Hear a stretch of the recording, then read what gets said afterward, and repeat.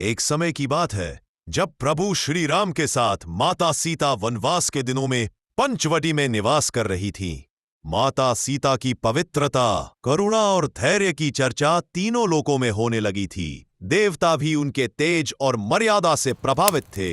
इसी बीच देवराज इंद्र के पुत्र जयंत के मन में अहंकार जाग उठा। वह यह मानने को तैयार नहीं था कि कोई नारी इतनी सहनशील और पतिव्रता हो सकती है। जयंत ने माता सीता की परीक्षा लेने का अनुचित निर्णय लिया। वह कौवे का रूप धारण कर पंचवटी पहुंचा। उस समय प्रभु श्री राम कुटिया से कुछ दूर थे और माता सीता अकेली बैठी थी। तभी उस कौवे ने बार बार माता सीता के चरणों पर चोट करनी शुरू कर दी।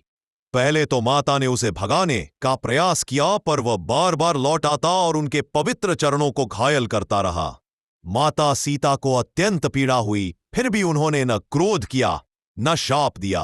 उन्होंने केवल प्रभु श्री राम का स्मरण किया। जब श्री राम लौटे और उन्होंने माता सीता के चरणों से रक्त बहते देखा तो वे व्यथित हो उठे। उन्होंने तुरंत दिव्यास्त्र का स्मरण किया और उस कौवे को दंड देने के लिए ब्रह्मास्त्र का प्रयोग किया। भयभीत होकर पूरे त्रिलोक में शरण खोजता फिरा, पर कहीं भी उसे आश्रय नहीं मिला।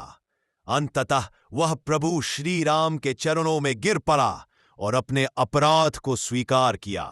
श्री राम ने अस्त्र वापस लेने से इनकार किया, पर माता सीता की करुणा जाग उठी। उन्होंने जयंत के प्राणों की रक्षा की प्रार्थना की। माता सीता की करुणा से ब्रह्मास्त्र ने जयंत की केवल एक आंख ले ली और उसका जीवन बच गया। जयंत को अपने अहंकार का फल मिला और माता सीता की महानता सिद्ध हुई। यह कथा सिखाती है कि सहनशीलता, करुणा और मर्यादा ही सच्ची शक्ति है। यह कथा माता सीता की करुणा, सहनशीलता और मर्यादा की महानता को दर्शाती है। जहां एक ओर अहंकार विनाश का कारण बनता है, वहीं क्षमा और दया इंसान को देवत्व की ऊंचाई तक पहुंचा देती है। माता सीता ने अपने आचरण से यह सिद्ध कर दिया कि सच्ची शक्ति अस्त्रों में नहीं बल्कि करुणा और धैर्य में होती है।